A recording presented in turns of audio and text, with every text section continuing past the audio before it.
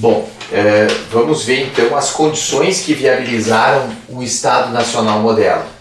Nós temos, para a viabilização do Estado Nacional Moderno, pelo menos 4 condições. Condições econômicas e sociais, científicas e tecnológicas, jurídicas e doutrinárias.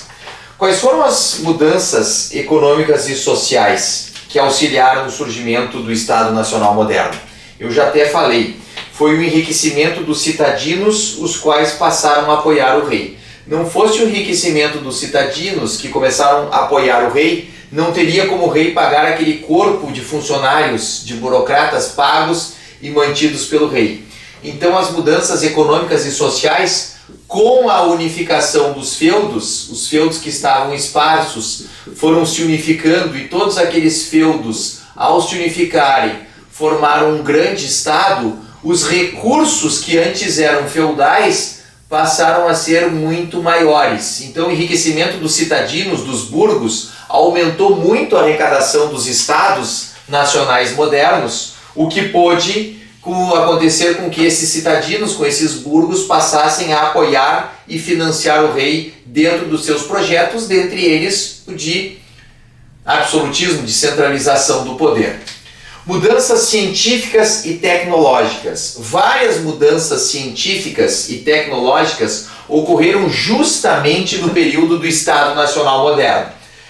Eu vou destacar algumas delas. A bússola, que ajudou muito na navegação, a própria navegação foi uma mudança importante tecnológica. A bússola, que ajudou inclusive nos descobrimentos e na solidificação do império e da, vamos dizer, geopolítica dos estados nacionais, que puderam dominar outros territórios, inclusive os portugueses e os espanhóis que se lançaram nas navegações. Então a bússola, a navegação, a pólvora foi muito importante, inclusive na guerra de declaração de independência dos Estados Unidos, tem inclusive livros que retratam capítulos sobre a pólvora, que a França inclusive passava remessas de pólvora para os Estados Unidos conseguirem declarar a independência da Inglaterra, objetivando que a rival inglesa perdesse força diante dos Estados Unidos. Então, bússola, navegação, pólvora, imprensa. Nós tivemos o surgimento da imprensa. A imprensa foi muito importante, principalmente para as descobertas e mudanças jurídicas, que favoreceu o direito escrito e a administração por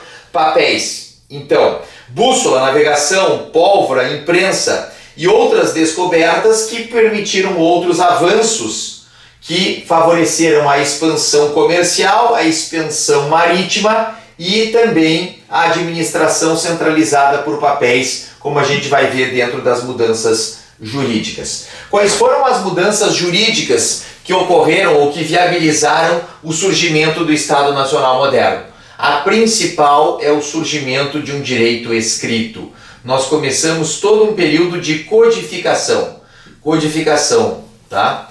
Código Civil napoleônico, Código Civil espanhol, Código Civil português e outras codificações. Bom, surgimento do direito escrito, com fontes e instrumentos editadas em lei escrita. Nós começamos a esboçar as leis e aumentar o número legal de legislações. Surge o direito escrito, a administração por papéis. Então nós começamos a criar uma administração dos territórios via papéis, via diário oficial. Passava a se rodar no diário oficial as ordens de governos, os instruments of government, como diziam os ingleses. Essas instruções de governo eram feitas por uma administração que era elaborada por papéis, graças às mudanças tecnológicas e científicas, dentre elas a imprensa.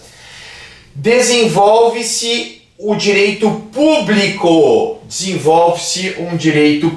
como eu já havia falado para vocês, desenvolve-se a publicização do direito. Fortemente desenvolve-se um direito público, inclusive as leis fundamentais do reino, leis mais fundamentais do que outras leis, seriam leis constitucionais, fazendo uma analogia. As leis fundamentais do reino, dizia-se que existiam leis que eram mais importantes que outras leis. Aquelas leis que organizavam a OFE, a Organização Fundamental do Estado, a organização dos estados, a separação dos poderes, a organização dos poderes, a organização, vamos dizer assim, fundamental do Estado. Então nós começamos a criar as leis fundamentais do reino, vamos dizer assim, normas mais importantes do que outras normas.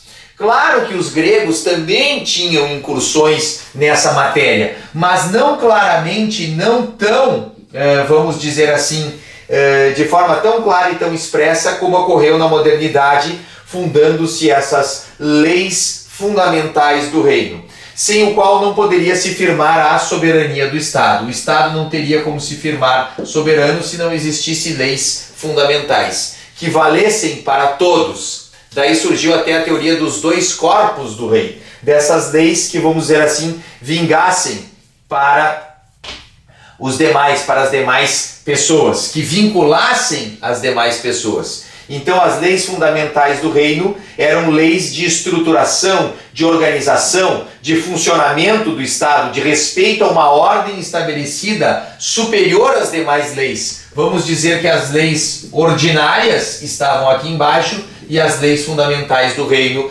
eram normas supremas, normas, vamos dizer assim, de maior hierarquia. E por fim, surgem as mudanças doutrinárias. Como nós já explicamos, surgem novas ideias de diversos matizes que começavam a justificar esse poder do Estado. Todas aquelas ideias, racionalismo, individualismo, mundanismo, laicismo, cientificismo, voluntarismo, autossatisfação, recordam? Bom, todas essas mudanças doutrinárias ajudaram a fundamentar, vamos dizer assim, essa ideia de absolutismo. Essa ideia de absolutismo, de centralização do poder, tá? Essas ideias foram denominadas em seu conjunto, todas essas ideias, tá? Foram denominadas em seu conjunto, como é que eu posso explicar melhor para vocês? Essas doutrinas, essas novas ideias de diversos matizes, elas foram denominadas em seu conjunto de absolutismo. O que era essa ideia de absolutismo? Ab, separado. Lutum, absolutum, separado da situação de mistura.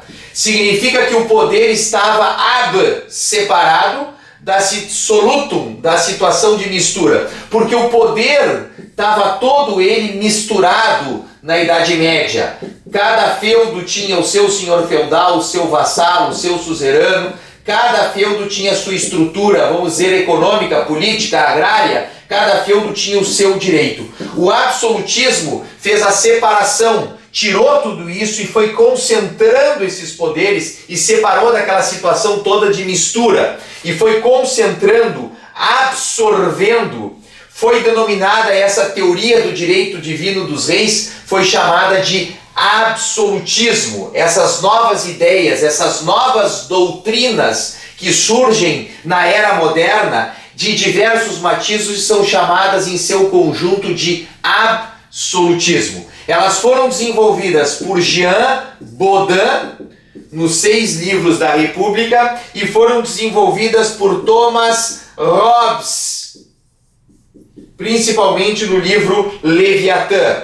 O que eles dizem? O Estado detém na sociedade política um poder soberano. Qual era a doutrina? Que o Estado detém na sociedade política um poder soberano. Significa que o Estado, todo ele, detém um poder soberano. O Estado aqui em cima detém um poder de soberania, um poder de mando, um poder de cima, físico, unilateral, centralizado e autônomo. FUCA, físico, unilateral, centralizado e autônomo. significa dizer que o Estado detém na sociedade esse poder soberano que não se mistura. O poder do Estado soberano não se mistura com o poder do indivíduo que está subordinado ao Estado. Esse poder soberano, ele não se mistura, ele está acima do direito. O poder do rei, essa mudança doutrinária, mostra que o poder do rei está acima do direito,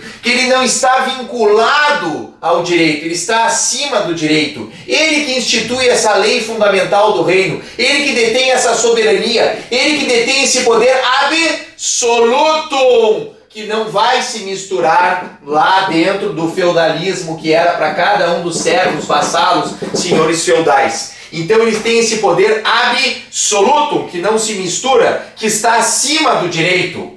Ou seja, esse poder estatal não se submete a ordem jurídica nenhuma, ele está acima do direito. Esse poder estatal soberano, acima do direito, é exercido por prerrogativa do rei. Por isso que o Locke diz, in the infancy all was prerogative. Na infância do surgimento dos estados nacionais modernos, tudo era prerrogativa real. Todo o poder estava absoluto, não se misturava, era soberano, era uma prerrogativa do rei. No surgimento dos estados nacionais modernos, o poder do rei, que era forte, que era soberano, era absoluto. Tudo era prerrogativa do rei. Ele estava de cima, e de cima ele fazia todas essas forças, toda essa coerção, todo esse poder físico, todo esse poder unilateral, todo esse poder centralizado, todo esse poder soberano.